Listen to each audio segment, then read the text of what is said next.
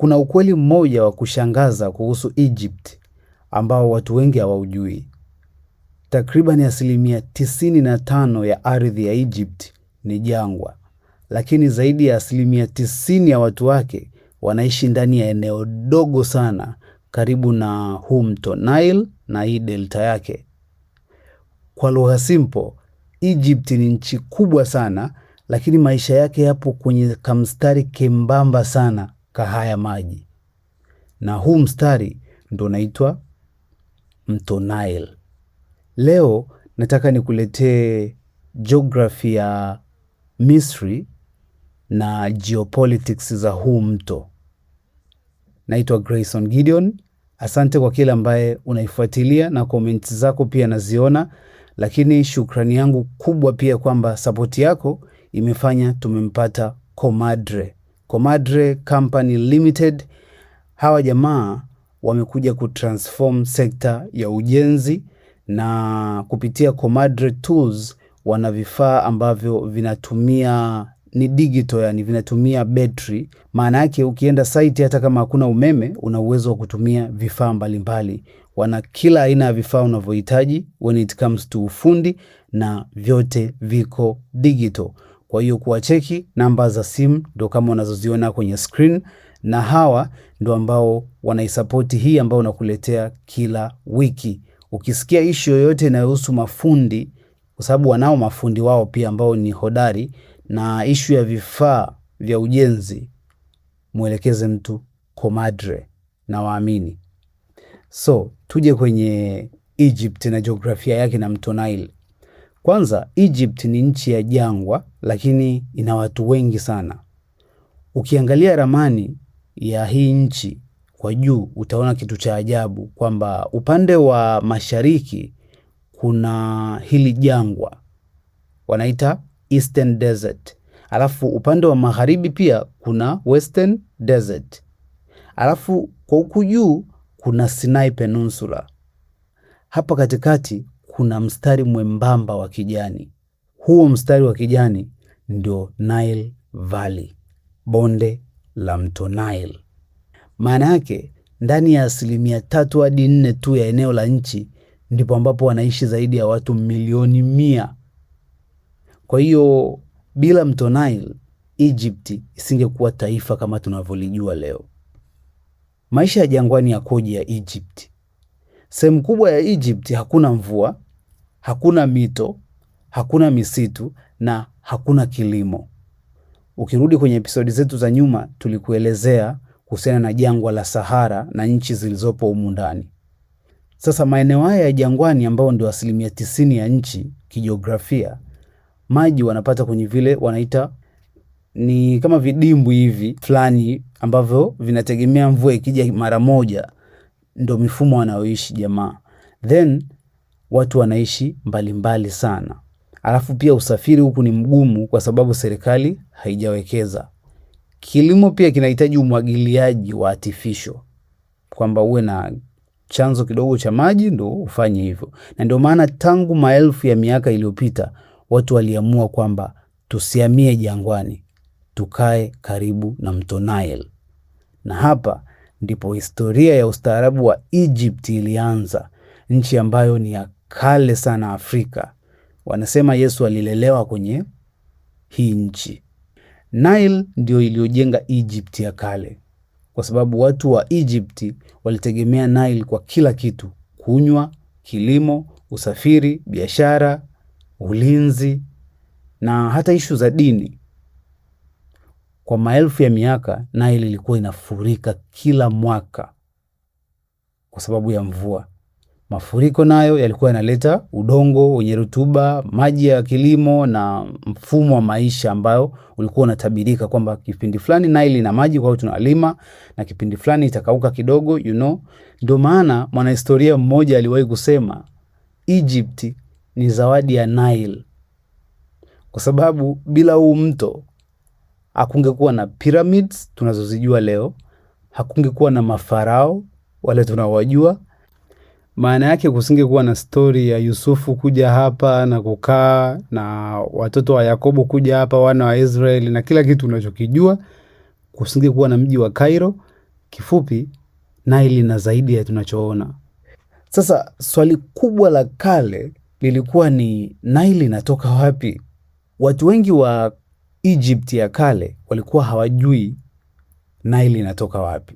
Kwanza kabisa, hili jina Nile ni jina maarufu, lakini Wamisri wao wanaifahamu kama Iteru, wakimaanisha mto mkubwa, na wana majina kibao walikuwa wanayaita. Hata Hapi ilikuwa ni jina la mungu wa mafuriko wakati huo huko Egypt.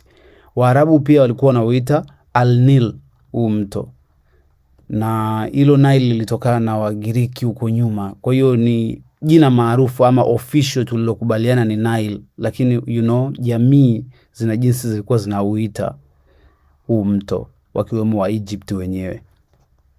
Walichokuwa wanajua, idea waliokuwa nayo ni kwamba kila mwaka maji yanaongezeka. Huo ndio uhalisia waliokuwa wanauona, na kila mwaka udongo unaongezeka, na kila mwaka ustaarabu unaendelea kuwepo, kwa maana civilization, lakini hawakujua chanzo chake. Unaweza kushangaa, lakini hata leo kuna mtu unafuatilia hapa hujui chanzo cha mto Nile. Unasikia tu kuna huku hawa wanahusika, Kwa hiyo hata wao, watu wengi wa wakati huo waliokuwa wanaishi hapa Misri, Nile ilikuwa ni mto wa miujiza. Leo tunajua Nile ina matawi mawili makubwa. Kuna huu wanaita Nile mweupe ambao ndio unatoka ziwa Victoria, Afrika Mashariki, wanaita White Nile. Alafu kuna Blue Nile ambao unatoka Lake Tana ambao lipo Ethiopia. Na hapa sasa ndo huwa kinaumana, kwa sababu kwenye hii mito miwili inaungana eneo la Khartoum, Sudan, na hapa ndipo Nile kamili inaelekea Egypt. Sasa Blue Nile pekee huwa inatoa takriban 60% ya maji ya Nile kwa mwaka mzima, na sometimes hadi 80-85 wakati wa msimu wa mvua, kwa maana maji mengi yanatokea Ethiopia kwenda Egypt, ikimaanisha kwamba chanzo halisi cha maisha ya Egypt kipo Ethiopia. Na kama ulifuatilia episodi yangu hii kuhusiana na Lesotho, nilikuambia kwamba kitu pekee ambacho Lesotho anacho kikubwa kwa South Africa ni maji, kwa sababu maji ya South Africa yanatoka Lesotho. Kwa hiyo mpaka leo situation iko hivi kwamba 97% ya maji ya Egypt yanatoka Nile. Maji ya kunywa 90% ya maji pia wanayatoa kwenye huu mto. Kwa hiyo kwa lugha ya geopolitics, Nile ndio survival ya Misri. Sasa kuna tatizo ambalo ndo linaingia hapa, kwamba Egypt ni downstream country, yani inatumia maji lakini haitoi maji. Kwa hiyo chanzo kiko Ethiopia, Uganda, South Sudani, Tanzania, Kenya, Rwanda, Burundi, Kongo, Eritrea kwa sehemu ndogo, na Sudani yenyewe. Kwa ujumla Nile inapita kwenye nchi kama 11 mpaka kuifikia Egypt. Kwa hiyo Egypt haimiliki huu mto, unapita kwenye ardhi za watu, na kila unapopita muhusika ana uwezo wa kutumia. Na hapa sasa ndo nakuingiza kwenye mgogoro wa Ethiopia na Egypt ambao ndo maarufu. Mwaka 2011 Ethiopia ilianza kujenga bwawa kubwa sana, Grand Ethiopian Renaissance Dam, GERD. Hili ndo bwawa kubwa zaidi la umeme Afrika. Nakumbuka Mwalimu Nyerere pia linafuata, ni moja ya mabwawa matatu makubwa Afrika, ile la Tanzania hapa. Kwa hiyo lengo la Ethiopia ilikuwa kuzalisha umeme, kukuza uchumi wake, kuuza umeme kwa majirani na kupunguza umaskini. Lakini Egypt ikaingiwa na hofu kwa sababu nilizokuelezea hapo juu ya jinsi wanavyotegemea huu mto. Kwa sababu bwawa hili likijaa tu maji linaweza kupunguza maji ambayo yanaingia Egypt. Hapa kuna sababu kuu tatu. Moja ni mkataba wa zamani wa kikoloni. Ni miaka 1929 na 1959. Egypt na Sudan walipewa haki ya maji ya mto Nile. Kwa mfano, Egypt walipewa zaidi ya cubic mita za maji bilioni 55 kwa mwaka. Lakini Ethiopia hawakushirikishwa kwenye huu mchongo. Na Ethiopia inasema hatukusaini huu mkataba. Kwa ni busara zilitumika za wazee kwamba hii ni hawa watu inabidi waishi, Kwa hiyo hauwezi tu kubana, lazima ujali kwamba huu mto sio wewe umeuleta, ni nature imeuleta. So walisainisha watu miaka hiyo kutokana labda na urafiki na busara za wakati huo. Pili, Ethiopia ndio chanzo kikuu cha haya maji. Nimekwambia 80% ya maji ya Nile yanatoka Ethiopia kwa mara nyingi. Kwa hiyo Ethiopia inasema, kwa nini sisi tusiwe na haki ya kutumia maji yetu? Kwa sababu si yanatoka kwetu. Logically. Tatu, Misri inategemea Nile kwa maisha yote. Kwa sababu ya hii factor, Egypt inaona kwamba Jerd ni threat ya maisha yake kwa maana hili bwawa. Ndio maana mgogoro huu sio wa kawaida, ni mgogoro wa maji, uchumi, usalama wa taifa na future ya nchi. Inawezekana una logic, lakini logic haiwezi kufanya kazi kwangu endapo unachokisema kinamaanisha mimi kufa. Je, vita inaweza kutokea? Ndio swali. Kwa miaka mingi Egypt imekuwa na huu mzozo na imekuwa ikisema wazi kwamba maji ya Nile ni suala la national security, yani wameliweka kwenye usalama wa taifa. Lakini Ethiopia inasema bwawa halitapunguza maji, litadhibiti mafuriko na kuzalisha umeme tu. Kwa hiyo unaona kitu kimoja kwamba Ethiopia wanatambua umuhimu wa Nile kwa Misri, na sio kwamba wanataka kulikausha, lakini wanasema tuna haki ya kutumia, na wanasema kipindi cha mafuriko ndo wanalijaza hili bwawa. So kuna balance inaendelea hapo, lakini Egypt unaweza kaielewa kwa nini ina hiyo tahadhari kubwa sana when it comes to mto Nile. Kwa hiyo hadi leo hakuna makubaliano ya mwisho na mazungumzo yanaendelea kama ambavyo tunajua, na hii ndo moja ya migogoro mikubwa zaidi ya maji duniani. Kuna watu wanasema vita tatu ya dunia itakuwa kuhusiana na maji safi. Now, finally, you must have been wondering what this map is all about. Now, this map is the map of parts of East Africa. But the reason I have it here is because some 10 years ago, some gentleman in the US engaged me in a conversation, and he said, what do you think is going to be the cause for the next world war? And I quickly said, it must be oil and gas, of course. I mean, energy resources, people are always going to fight over them. He said, no, you're wrong. The next war is not going to be over oil and gas. The next war is going to be over fresh water. Because world population is growing, and by 2050, it's going to be such a scarce resource, people are going to have to fight for it. People are not going to fight over oil and gas because all the countries that would start a war have enough of that, but they don't have enough of fresh water. Now, I forgot all about it 10 years ago, until recently, in a conversation with somebody, he said, Ali, do you know that these three lakes, you see those lakes? Victoria to the north, and Lake Tanganyika, and Lake Malawi down there. Those three lakes, they hold 30% of all the fresh water the world has. Those three lakes, don't take my word for it, go online and check it out. They have more than 30% of all the fresh water the world has.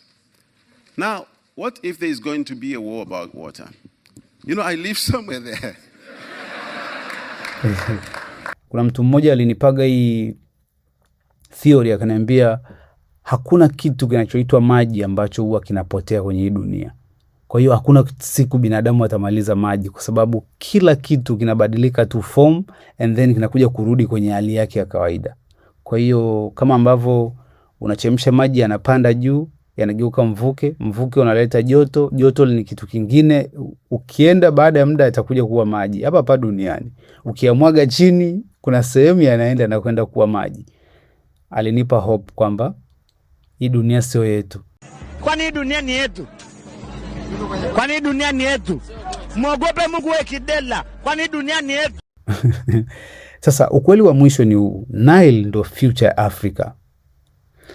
Mafuta yanaweza kupungua umuhimu, lakini maji yatapanda thamani daima. Na Nile ni mto muhimu zaidi Afrika kwa sababu unaunganisha East Africa, pembe ya Afrika, Sudan yenyewe na North Africa.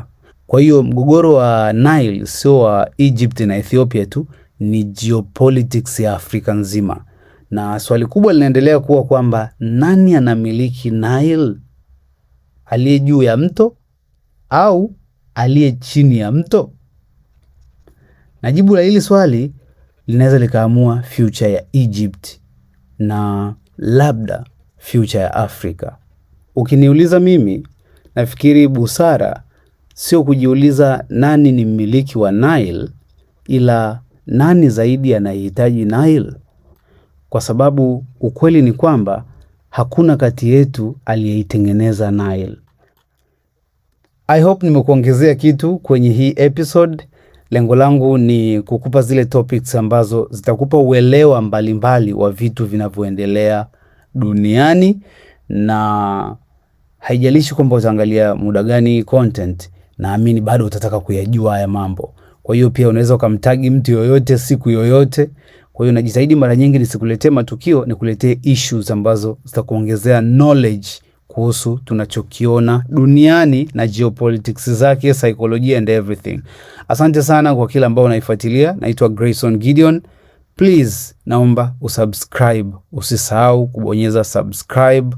Inachukua chini ya sekunde 3 na ina maana kubwa sana kwangu na kwa hii channel. Ubarikiwe tena na tena.